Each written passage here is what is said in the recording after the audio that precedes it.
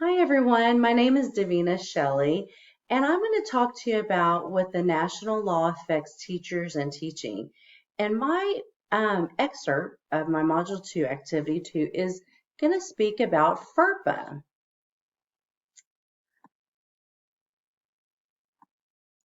FERPA stands for the Family Educational Rights and Privacy Act. It's a federal law that protects the privacy of student education records.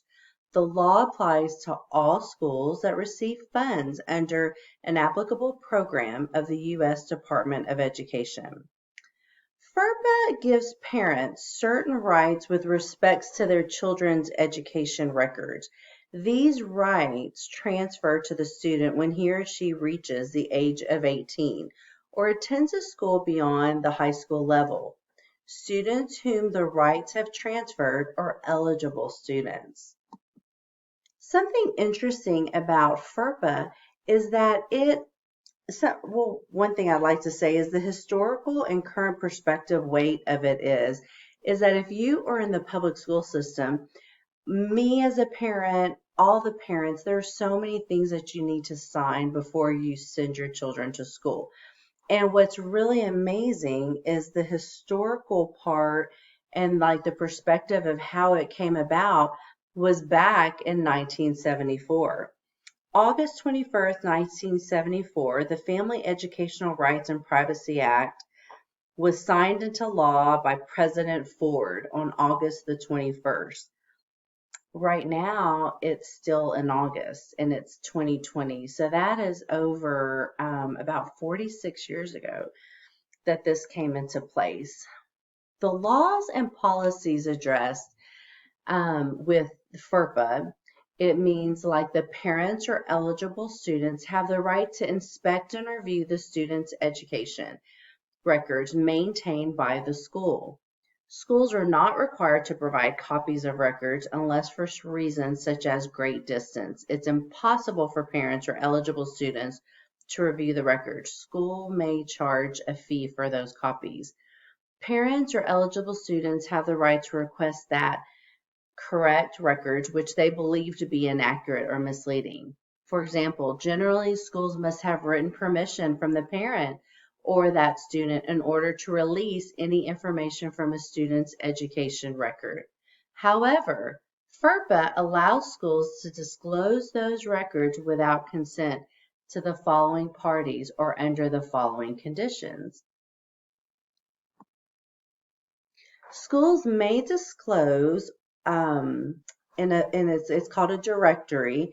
And a directory means that the student's name, address, telephone number, date, place of birth, honors and awards, dates of attendance is usually in that area.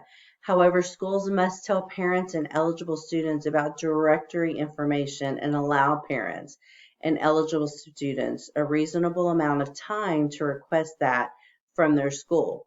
This is for school officials with legitimate educational interests, other schools which a student may be transferring. There's an array of reasons. You could be looking at accrediting organizations, organizations conducting certain studies on behalf of the school.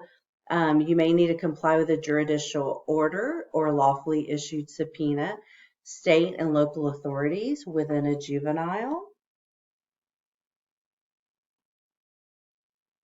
But when it comes to a teacher, the effects of the law and how to hold the policy is I like to drive this into other peers, and I know my administration has always told us that when it comes to teaching, a teacher must practice confidentiality. So FERPA's do's and don'ts. Do ask yourself, am I sharing student information? Can someone personally identify my student from this information? Do I have parental consent? Do check your school's annual FERPA notice. Do check with the administrative office. Do shred student documents before disposal. Do use educational technology pre-approved by your school. Do check for parental consent before including their name in different areas or recommendations. Here are some don'ts. Don't use educational technology programs that your school does not have a contract for. Don't send student grades and other Non-directory information via email. Don't publicly post students' personal information online without parental consent. And don't use social networks to connect students with classroom pages. FERPA general guidelines for students has many arrays. So basically, if you are under the age of 18, that child is considered a minor. You need those parental consents. And as a parent myself, I want to make sure that people are abiding by those proper guidelines as well. So if you ever have complaints regarding the disclosures of FERPA, there's all of this information on www.ed.gov policy, and this is for the United States of America, and you can even write, and you can mail it to Washington, D.C.